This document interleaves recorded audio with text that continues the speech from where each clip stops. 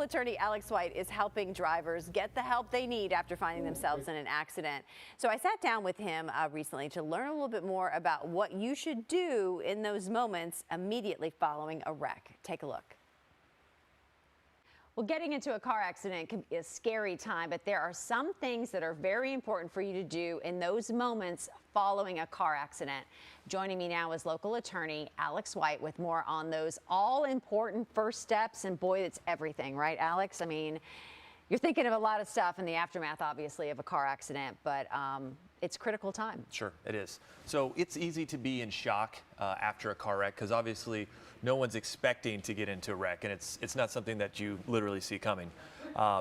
But I wanted to cover this because we run into a lot of clients that struggle with what to do, and it can affect their recovery later. Even getting their medical bills paid can be affected by what they do. There's like key things that you need to photograph and document immediately. So take us through that list. My quick advice is, first and foremost, call 911. Some insurance policies require that no matter what, a police report is made in order for there to be access to a policy. So let's make sure we do that as it's required. Secondly, once you know that everyone is okay as far as can walk around, my advice is to take photographs of everything you can. So we're talking about damage to your own vehicle, damage to the other person's car. You want to take pictures of the road where it happened to see if there's any skid marks. Also, you want to take pictures of the road to see if there's the absence of any skid marks. No skid marks. I suggest taking license plate pictures of the cars that are involved. Any witnesses that stop by, if you can, take a picture of their license plate too, because they may leave the scene and never give a statement, and that will be your only way to find out who the witness was. Important to go ahead and trade insurance information with the driver that you're involved with? Yes, you're gonna trade insurance cards as well as ID. Take those pictures so that you have them. And then once you make it home and you're in a safe spot, always try to email the photos off of your phone, either to my office so that we can save them and back them up, or save them to your own computer.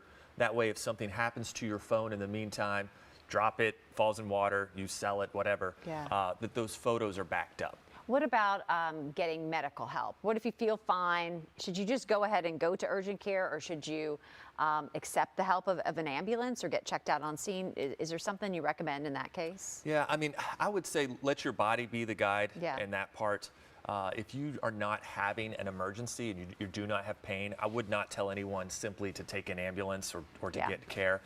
But usually what happens is there's so much adrenaline going on, you may not feel those things until the next day. And at that point, definitely when your body tells you need care, don't be a hero. Go find out what's going on. Right, and there's so much going on in your mind. That's why just those easy steps to remind yourself what you need to document, because once you're gone from that scene, it's gone. You don't have that information for you anymore. Is there any other important information that's important to pass along to people?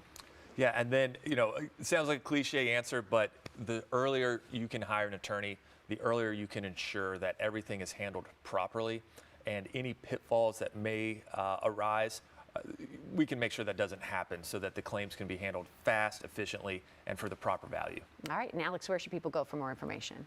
We're easy to find. It's SueDistractedDriver.com. All right, thank you so much. Thank you.